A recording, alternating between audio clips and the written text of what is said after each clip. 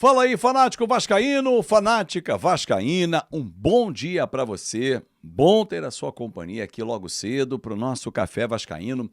Já peço a você o seu like, que é a mãozinha que está aqui embaixo, que é muito importante para o nosso conteúdo. Se inscreve no nosso canal, gente, isso ajuda demais, é tudo de graça. O YouTube entrega para outros vascaínos. Amanhã tem Sul-Americana, mas o fim de semana foi pesado. Com uma atuação desastrosa, sem mudanças no domingo, inicia uma semana de jogos importantes. Puerto Cabello, amanhã em São Januário e depois no sábado, o Sport. O Vasco tem, por obrigação, vencer os dois adversários. Mas não vencer de qualquer jeito, vencer jogando bem. Talvez aí esteja um problema do time comandado pelo Carille, vencer jogando bem. Vencer acontece, como foi contra o Santos, mas não jogando bem. Enfim, vamos debater esse tema aqui no nosso café especial dessa segunda-feira.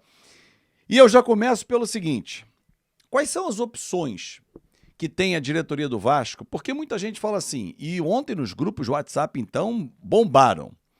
E, aliás, só fazer um parênteses aqui. Existem torcedores que acham que o youtuber tem que fazer o que passa na cabeça do torcedor. Eu vou falar pela minha linha editorial. Eu cobro pra cacete. Em alguns momentos subo o tom mesmo. Vou até pro palavrão, porque faz parte da linguagem do futebol. Vamos dizer, da licença poética. Agora, não pode o torcedor achar que o fato de ele não ter falado o que ele pensa significa que tem um rabo preso com alguém. Eu criei algumas inimizades dentro do Vasco pela minha postura. E eu não vou mudar, em respeito a você, torcedor. O palavrão eu diminuo nas transmissões porque tem muita criança assistindo.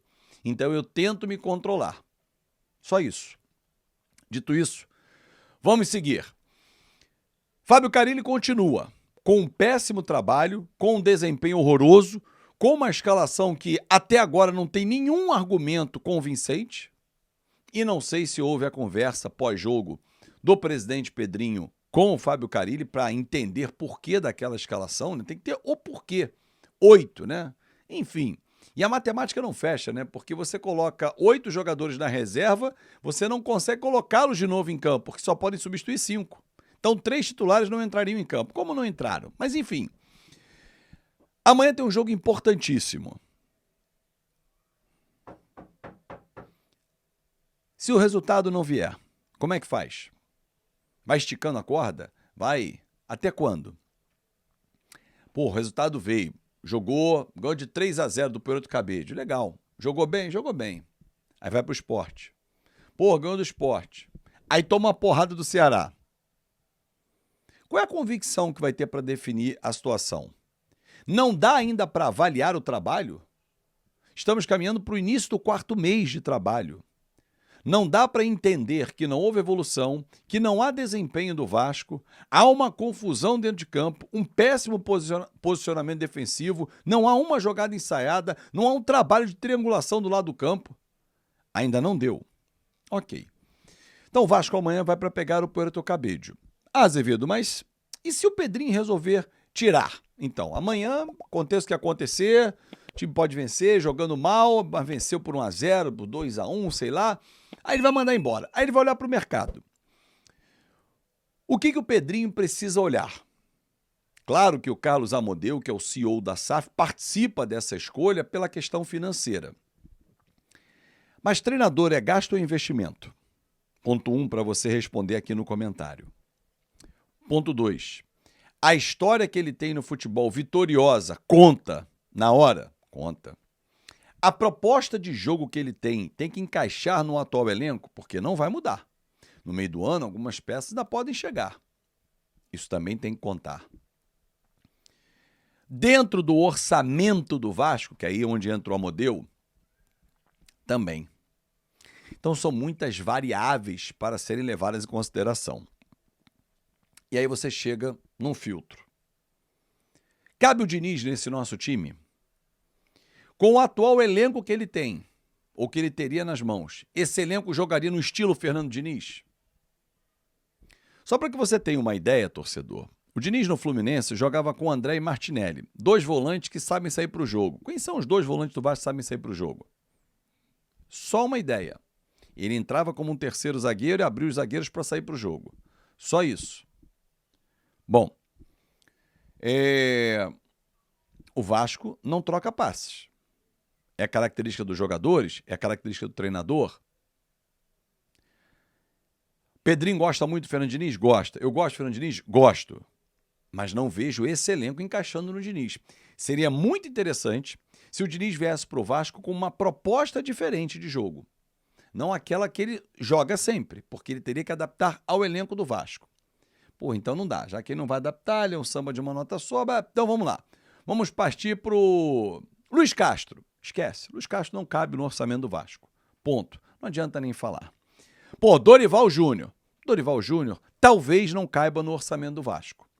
Porém, o Dorival Júnior está no mercado. Eu não sei como é que foi a rescisão dele e é provável que, se ele aceitar uma proposta, ele deixe de receber a indenização da CBF. Não sei como é o Luiz Castro. Não trabalha até o meio do ano por isso, porque ele tem uma indenização, está recebendo ali como se estivesse trabalhando, né?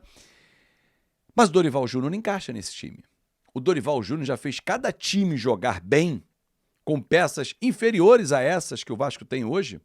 O time de 2009 jogava bem nas mãos do Dorival e o time era muito inferior a esse. O Dorival encaixa. No orçamento encaixa? Ele está hoje num nível que ele vem de seleção brasileira. Mas cabe o investimento? Ou você acha que vai virar gasto? É para pensar, torcedor. Treinador, para mim, bom é investimento. Agora, não pode ser aquele treinador de 2, 3 milhões de reais. Isso não há a menor condição do futebol brasileiro pagar, que só o Vasco.